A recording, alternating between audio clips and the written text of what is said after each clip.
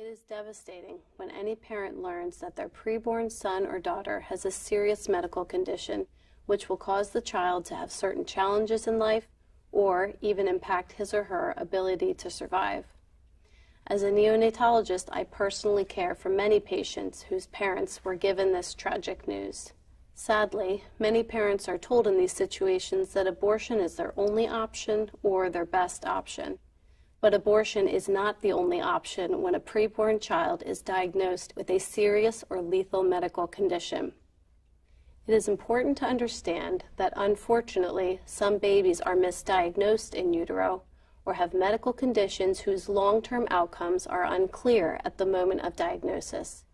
If allowed to be born, some of these babies may in fact turn out to be perfectly healthy if they were misdiagnosed, and others may indeed have some special needs, but ultimately live a long and happy life.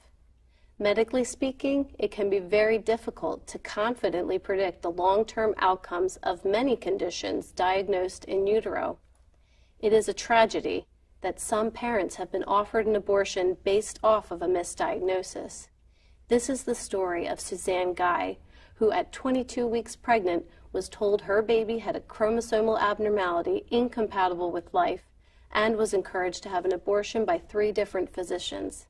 Suzanne refused, delivered her daughter at 26 weeks, and now her daughter Rachel is 21 years old. It is a tragedy that Rachel might not have been here today if her mother had made a decision based on a misdiagnosis. In the case of a baby who is accurately diagnosed with a lethal condition while still in the womb, it is important to understand that these are still human beings whose lives deserve to be treated with the highest level of respect and compassion, regardless of their medical condition. Some will argue that children with lethal diagnoses should be aborted in order to prevent them from experiencing suffering. However, this is neither medically supported nor honest. Current medical science confirms that babies as young as 20 weeks are capable of experiencing pain. In a dilation and evacuation or a D&E abortion, babies are intentionally dismembered, many while still alive, having their arms and legs pulled off and their bodies and skulls crushed before being extracted from the womb. In a 3rd trimester induction procedure, a baby is given a lethal injection with a large needle to the head or to the heart. In the cases of babies diagnosed in utero with a lethal condition, we should instead be focusing our efforts on furthering the field of neonatal palliative care, which provides compassionate medical care for terminally ill babies by alleviating any pain or discomfort during the dying process. I have personally cared for many babies born with lethal conditions. We closely monitor these babies for any signs of pain and work with the parents to compassionately treat their baby's discomfort with pain medications, oxygen, and other appropriate measures as medically indicated.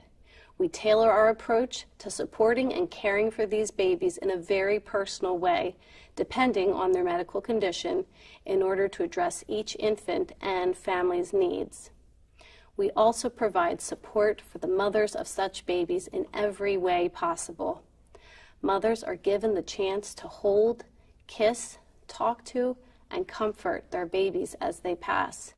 Unfortunately, many mothers carrying babies with lethal medical conditions have never been offered or presented with the option to pursue palliative care for their child. If we are truly advocating to empower and educate women, we need to be openly and honestly discussing this compassionate and life-honoring option. All babies deserve to be born, shown compassion, treated with dignity and respect, and supported, even through the dying process. A society's morality and ethics is only as strong as its treatment of its sickest, smallest, and most vulnerable members.